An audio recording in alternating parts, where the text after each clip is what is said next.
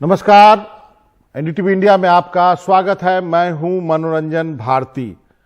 आज चर्चा करेंगे उस मामले की जिस पर कि काफी कुछ कहा जा रहा है, काफी कुछ लिखा जा रहा है, और वो मामला है कि जो ड्रग्स केस में एनसीबी ने जो गिरफ्तारी की है महाराष्ट्र में, उसको लेकर के आपको सबको पता है कि शाहरुख खान के बेटे को भी गिरफ्तार किया गया है और कई लोगों की गिरफ्तारी हुई है। इसको लेकर के महाराष्ट्र के वरिष्ठ मंत्री नवाब मलिक साहब, जो कि मुंबई के एनसीपी के प्रमुख भी हैं, मंत्री भी हैं, वरिष्ठ नेता है, उन्होंने कुछ सवाल खड़े कर दिए और हमारे साथ नवाब मलिक साहब खुद जुड़ गए हैं। सर, आपका बहुत बहुत स्वागत है एनडीटीवी से बातचीत करने के लिए।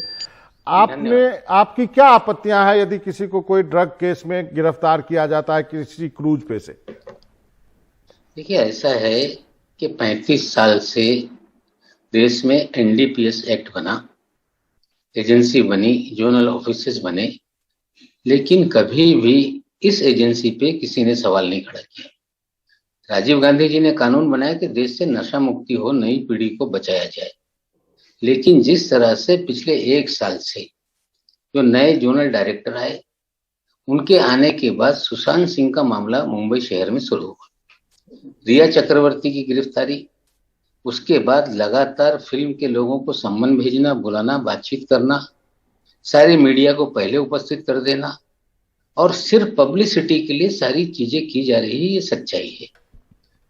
जो एनसीबी का मैंडेट है कि मल्टी स्टेट केसेस जो है बड़े रैकेट बस्ट करे, इंटरनेशनल रैकेट बस्ट करे, लेकिन ये 1 ग्राम 2 ग्राम 4 ग्राम के मामले को लेके, चैट को लेके सारी बॉलीवुड को बदनाम करने का जो षड्यंत्र भारतीय जनता पार्टी का है, महाराष्ट्र की सरकार को बदनाम करने का षड्यंत्र है, ये सारे मामले उजागर हो गए। जिस तरह से आर्यन खान का मामला सामने आया, उन लोगों को ये कहा गया क्रूज पे रेड हुई, ड्रग पकड़ा गया, लेकिन कोई ड्रग नहीं पकड़ा गया।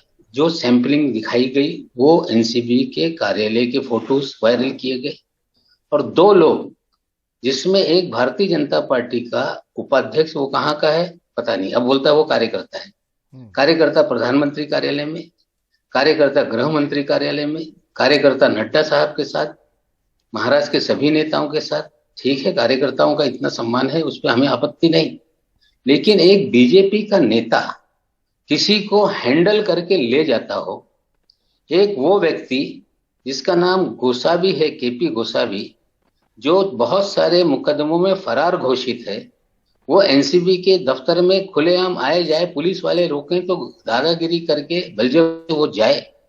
2 हाई प्रोफाइल जो एक्यूज तथा कथित हैं, उनको हैंडल करने का काम किया जा रहा है। पहले एनसीबी ने कहा कि इससे हमारा कोई संबंध नहीं। जब हमने सवाल खड़े किए तो बोले ये हमारे गवाह हैं, लेकिन क्या कोई गवाह किसी को एक्यूज को हैंडल करने का कोई कानून है? हमारा सीधे कहना है कि ये सारी कार्रवाई फर्जीवाड़ा है, लोगों को बदनाम करना है और डर पैदा करके उगाही करना। ये बड़ा एक रैकेट इस शहर में चल रहा है और पिछले 1 सालों से और भी बहुत सारी चीजें हैं जो हम आगे उजागर करेंगे। नहीं तो मलिक साहब, आपने कहा कि 2 व्यक्ति जो आपने नाम लिए, मनीष भानुशाली और गोसावी का, इसको लेकर के आपत्ति, इसके अलावा और कोई सबूत आपने इकट्ठे किए? वैसे भी आप सरकार में हैं, आप चाहे तो आपने कहा कि यदि गोसावी के ऊपर यदि कोई मामला है तो आप उसको गिरफ्तार कर लें, आपके पास तो है महाराष्ट्र पुलिस। देखिए, ऐसा है कि हम प्रिजुडिस होकर किसी पे कार्रवाई करेंगे, ऐसा नहीं। जो भी लॉ एनफोर्समेंट एजेंसी है, गोसावी ये फरार घोषित है, एब्सकॉन्डर है, एब्सकॉन्डिंग है, तो जो भी लॉ एनफोर्समेंट एजेंसी है, जो पुलिस के पास जिम्मेदारी है, निश्चित रूप से वो कार्रवाई करेगी। मैंने कहा है और कार्रवाई वैसे नहीं, लेकिन मैंने रिसर्च किया, इनका फर्जीवाड़ा हमने उजागर किया है। जो कहा जा रहा है कि ड्रग क्रूज पे पकड़ी गई, टर्मिनस पे पकड़ी गई, कोई ड्रग कहीं नहीं पकड़ी गई। जो ड्रग के फोटो एनसीपी ने जो क्राइम रिपोर्टर्स को जारी किए, एक वीडियो जारी किया, वो जो जोनल अधिकारी है उसके कैबिन का है, उसकी कुर्सी पे रखकर उतारा गया। कोई कोर्ट कमिश्नर अपॉइंट कर दीजिए। जो मैंने वीडियो जारी किया है वो उनके कार्यालय का वीडियो है कि नहीं। जो प्रोसीजर है सीजर का, सील करने का, जहां ड्रग पकड़ी जाए वहां पे सील किया जाए, वहां गवाहों के दस्तखत किए जाए, उसके बाद उसको मजिस्ट्रेट के परमिशन से खोला जाए, तो अगर क्रूज पे पकड़ी गई ड्रग, टर्मिनस पे पकड़ी गई ड्रग, तो वहां सील क्यों नहीं किया गया? कोई ड्रग पकड़ी नहीं गई, अपने कार्यालय में रख के ये मलिक फ्रेम साहब, किया गया, फर्जीवाड़ा है। मलिक साहब, आपने ये भी कहा कि अगला टारगेट जो है वो शाहरुख खान है। ये किस आधार पे आप कह रहे हैं कि टारगेट शाहरुख खान है? ड्रग्स लेते हैं अब, सबको मालूम है कि बहुत जगह ड्रग्स मिलता है। नहीं नहीं, मैं ड्रग मिलता नहीं, मैंने ये कहा है कहीं ना कहीं गलत फहमी पैदा हो रही। पिछले एक माह से जो क्राइम रिपोर्टर है, देखिए मैं प्रवक्ता हूँ, मुंबई में महाराष्ट्र के सारे पत्रकारों से मेरे भी अपने संबंध है। कुछ चीजें जब ये फ्लोट करते हैं खबरें, तो मुझे भी जानकारी दी जाती है। लगातार क्राइम के कुछ रिपोर्टर एक महीने से कह रहे थे कि अगला निशाना शाहरुख खान है, और जिस तरह से वो बता रहे थे उसी दिशा में सारी चीजें गई, तय करके लोगों को टारगेट किया गया। बीजेपी पूरी तरह ये खेल जो मुंबई शहर में चल रहा है उसमें शामिल है। आने वाले दिनों में बहुत सारी और चीजें हैं जो मैं खुलासा करूंगा। लोग ये कहने वाले तो ये भी कहते हैं कि चूंकि आपके सन इन लॉ दामाद साहब 8 महीने जेल में रहे ड्रग्स के मामले में, इसलिए आप ये सारी बातें कर रहे हैं। इस पे आप क्या कहेंगे सर? देखिए ऐसा है, पिछले नवंबर में भारती सिंह नाम की एक अभिनेत्री है, उसको गिरफ्तार किया गया। उस समय टाइम्स ऑफ इंडिया या कई पत्रकारों से मैंने बात की, जो बयान मेरे छपे, कि जो एनसीबी का मैंडेट है कि ये जो एडिक्ट है उनको नहीं पकड़ना, उन्हें रिहैब सेंटर में भेजो। आप कोई बड़े मामले बस्ट करो। लगातार 8-10 बजे बयान आने के बाद एक दिन 12 जनवरी की रात में 10 बजे हमारे दामाद के घर एक सम्मन पहुंचा। 13 तारीख के सुबह 10 बजे का टाइम दिया गया था, 9:45 बजे वो पहुंच गया। गेट पे पहुंचने के पहले सारे मीडिया के कैमरे लगे हुए थे। मुझे फोन आना शुरू हो गया कि आपके दामाद को कोई सम्मन आया है क्या? मैंने कहा मुझे जानकारी नहीं। फिर टीवी पे सारी खबरें चालू हो गई। 27A उस पे लगा दिया गया। 57,000 रुपए कर्ज एक व्यक्ति जो कोविड में जिसकी मां बीमार थी, जो उसके बचपन का साथी थे, उसको कर्ज दिया था उसने। उस पे ये आरोप लगा दिया कि 200 किलो का गांजा कहीं पकड़ा गया है और उसका वो फाइनेंसर है 57,000 रुपए का। एक व्हाट्सएप चैट दिखाया जा रहा था कि 5 लाख रुपए का व्हाट्सएप है। मेरे छोटे दामाद ने 5 लाख रुपए उन्हें दिए थे, वो वापस मांग रहा था। वो चैट था जिसे लगातार कोर्ट में दिखाया गया।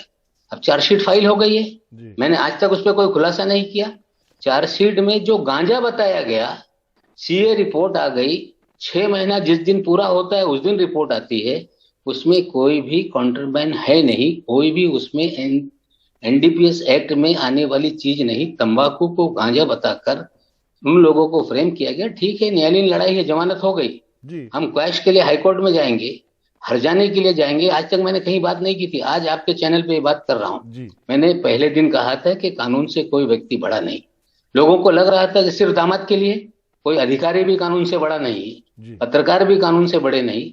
न्यायालयीन लड़ाई हम लड़ेंगे, लेकिन अगर दामाद को आप बंद करके नवाब मलिक की जुबान बंद करा देंगे तो उन्हें समझना पड़ेगा कि डरने वाला व्यक्ति नवाब मलिक नहीं है। तो मलिक सच्चाई हम लगातार बोलते आए हैं और बोलते रहेंगे। जरूर जरूर मलिक साहब, लेकिन अब तो ये मामला राजनीतिक हो गया है। आपने सवाल खड़े कर दिए।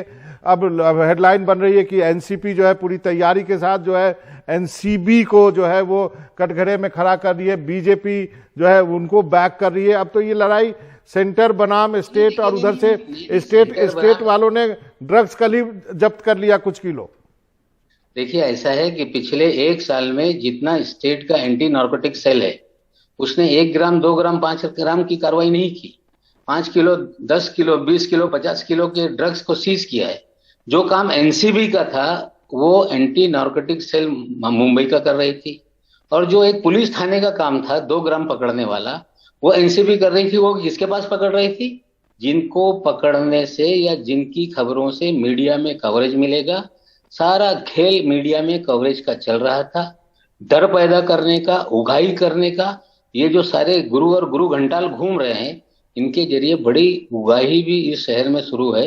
आने वाले दिनों में किससे उगाही? क्या बॉलीवुड के स्टारों से उगाही? क्या सबको डर दिखाया जा रहा है? क्योंकि बहुत सारे लोगों को बुला करके पूछताछ हुई थी सुशांत सिंह राजपूत मामले में। देखिए उगाही तो की गई है, डर भी पैदा किया जा रहा है। जिनसे उगाही की गई वो भले डर रहे होंगे, लेकिन कुछ चीजें हम एक्सपोज करेंगे। आपको मैं बता दूं, जिस दिन ये सारे लोगों को लाया गया, एनसीबी के जोनल डायरेक्टर श्री वानखेड़े का एक स्टेटमेंट आप देख लीजिए। उन्होंने कहा कि 8 से 10 लोगों को हमने डिटेन किया। फिर खबर आई कि 8 लोगों को डिटेन किया गया है। एक अफसर जो मॉनिटर कर रहा है केस को, वो 8 से 10 वेग नंबर किस तरह से कह रहा है? या तो 10 लोग थे, 2 लोगों को छोड़ दिया, या 2 और लोगों को फ्रेम करना चाहते थे। ये सारा संदेह के घेरे में सारा खेल है कि पूरा फर्जीवाड़ा मुंबई शहर में जिस तरह से फर्जीवाड़ा चला है, बॉलीवुड को बदनाम करने के लिए, महाराष्ट्र की सरकार को बदनाम करने के लिए। और बीजेपी के नेता कहते हैं कि महाराष्ट्र का एंटी नार्कोटिक सेल क्या कर रहा है? अरे एंटी नार्कोटिक सेल कार्रवाई कर रहा है। जो काम एनसीबी को करना था वो महाराष्ट्र पुलिस कर रहा है, और जो एक लोकल थानेदार को काम करना था ये एनसीबी कर रही है।